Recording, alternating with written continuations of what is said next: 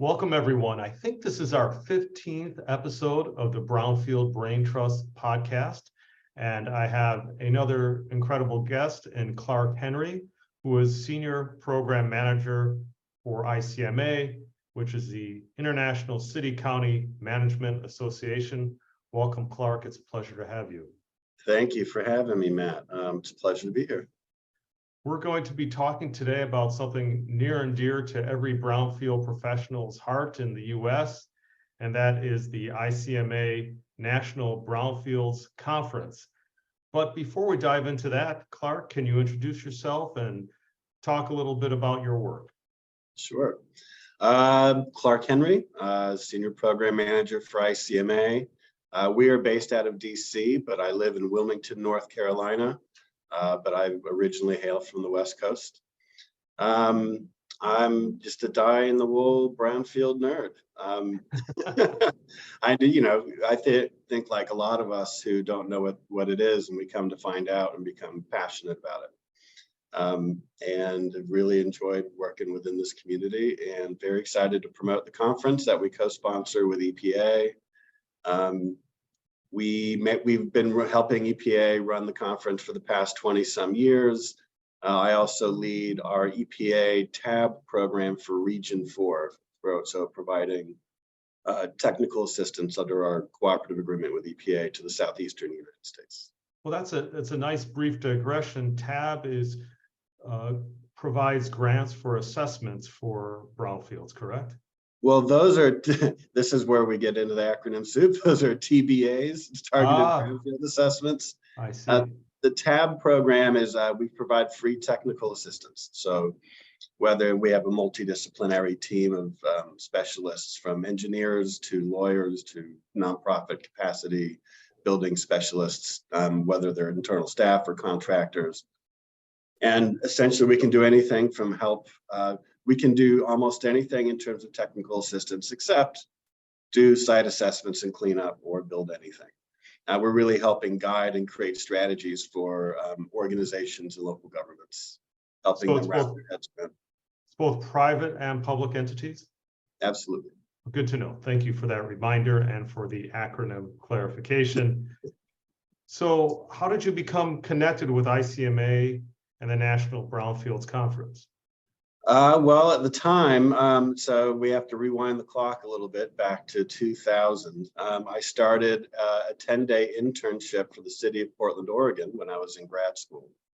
And that 10-day internship turned into nearly 10 years of running a brownfield program. But, so we found out what brownfields were. I had a little internship, and lo and behold, there's a national conference on the subject. So I attended a conference in Charlotte, North Carolina in 2002. This is back in the day when the conference was yearly. And so I learned while I was in Charlotte that the conference was going to be in Portland the next year. So I worked closely with ICMA in helping get that conference going in 2003. And I've worked with them off and on for a long time, doing various things, and as a subcontractor. And then 2.5 years ago, they asked if I'd like to join the team officially. So I was very excited to jump on board. Well, congratulations to that. And then between 2003 and now, how has the conference grown? What's the head count? The conference is, well, in terms of numbers, so the conference used to be free, but now there's a modest registration fee. But it's been growing the last couple of years, especially after COVID. Mm-hmm. So we didn't have a conference for 3 years. So the last conference in Oklahoma City last August, I believe we hit like 2,700 registrants or so. Mm-hmm. So we're in that range of, it's a sizable event, but it's not so overwhelming that you're just in a sea of people. It is a very friendly event. And I think where the conference has really grown is in the content. The types of people who are coming, the evolution of the educational program and other offerings has gone a lot from the science and the regulation around brownfields to understanding that, and I like to say brownfield is not really about brownfields. It's about housing and economic development and restoration and social justice and all these different things. It's such a hub, and I think the educational program really reflects that. And so the cross-disciplinary approach, looking at these, whether through a developer's lens or through a community member's lens or a city manager lens or a planning lens. And my background is in planning, so we try to organize it all and have it fit nicely into a strategy if possible. And the scale of offerings in that program has just been really impressive to me. And I think we're at a really strong point where we really have our heads wrapped around, and we, just the universal we in terms of the brownfield practitioners around, understanding what the potential for these sites are, how to manage the resources and put them on track to being reused, and providing jobs and housing and tax revenue and using our infrastructure, all those things we've been saying for decades. And I think that's the most impressive part about the growth of the conference, is the strength of the program and the strength of the community that's really developed around there. This is last year in Oklahoma, and I will find this in Detroit and everywhere, people who might not necessarily relate to brownfields or think that that's really what they do come, and then they realize that that is exactly what they do. Like, oh, it's land, it's place, it's our homes, it's our cities, it's our towns and our countryside, it's our place. It's anybody who has participated in the redevelopment of a site that's been underused, in my mind. Right. Yeah. And since we're only talked about the periphery of your conference, let's get into some nitty gritty. What is the ICMA National Brownfields Conference? The ICMA and EPA we co-sponsor with EPA. It is the premier national event where land revitalization professionals from all sectors come together, and we build out that community of people, but we also share our experience and the lessons learned. We have a lot of candid conversations about what goes wrong and what goes right. It's a place where people come to really advance how they're moving on these properties, whether it's a single site or if it's a strategy overall on a regional scale. And it's a place to get inspired. It's a place to meet other practitioners and bond, and to really increase your capacity to be able to turn these liabilities into assets. When I attended in LA about 3 years ago, I noticed I went to some fantastic classes. There was some great networking. I met some new consultants who are now helping me revitalize some properties we have purchased. I'm not going to lie, there were some nice after-hour cocktails.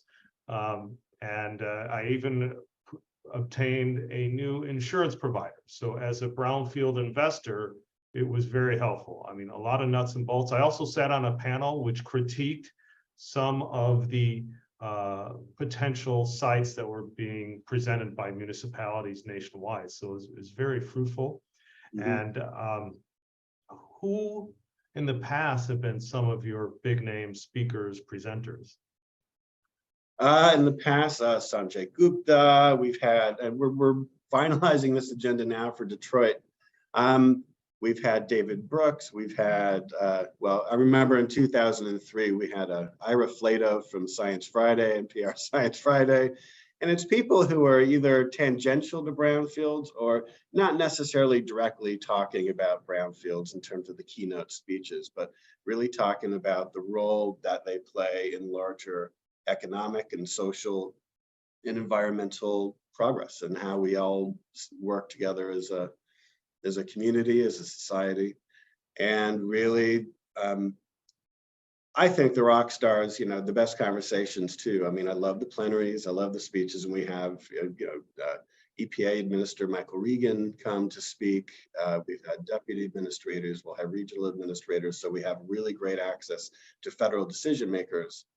But the conversations in the hallways and afterwards, sometimes during these, there are plenty of nice after hours events, including our sponsored community reception, where there's a lot of food and entertainment. Those conversations and learning about what people are working on is what really gets me going. I also found it interesting to see the different perspective from state to state. each state administers their environmental programs so differently. They've got the federal foundation, but it can vary significantly. And that was incredibly eye-opening. And because I sometimes am myopic in California, but it helped me invest outside of state. So who should attend the conference this year? Gosh, I mean, if you're a community member, if you're working for local government, if you're leading local government, if you're a staff person, if you're regional, if you're state, if you're in any way involved in the built environment, in the social environment's nexus with the built environment and policy, you should come. If you're looking to try to revitalize a neighborhood and create affordable housing, you should come. If you are a service provider who has a great technique to characterize sites and remediate sites and approaches to regulatory compliance, you should come. If you're a civic leader, you should come. If you're an elected leader, you should come. I think it's really a conference for everybody to also find out how they fit into everything else. As we like to say, we want to break through our silos.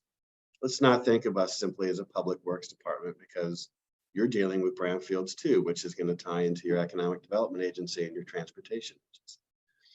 I think anywhere you're going to be developing on land, whether you're a public or private organization, or you're trying to bring back land to being more vital, this is the place to come to find out about how other people have done it, identify that roadmap and the pathway forward for you. But there are financial and technical resources that you learn about here, and you learn how to manage them, how to access them.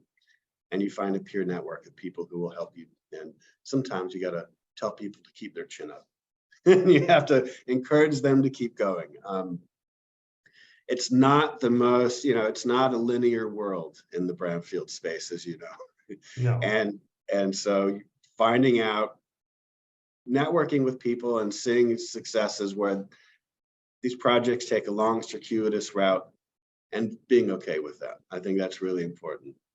I was just involved in reviewing a site yesterday, I kid you not, in a site in Vernon, and it's an industrial site that has had its challenges with the California EPA. And the very senior broker told me that he has been working on the site, trying to sell it. Mind you, this is after environmental work started, for 25 years.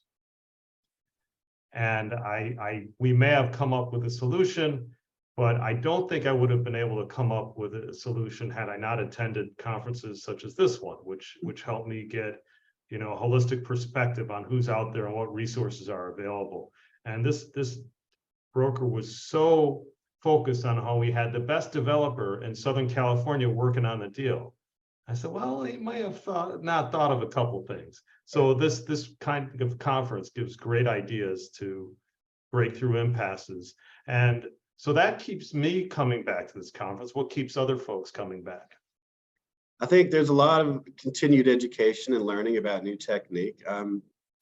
And it's seeing the people that you only see at these events. I think that community that you talk to every now and then and you can collaborate with professionally, there's no substitute for being in person and talking shop about what you can do when you return home.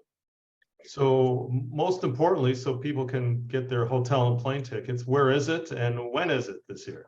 All right, so Detroit, Michigan, August 8th through 11th this year. So registration is open.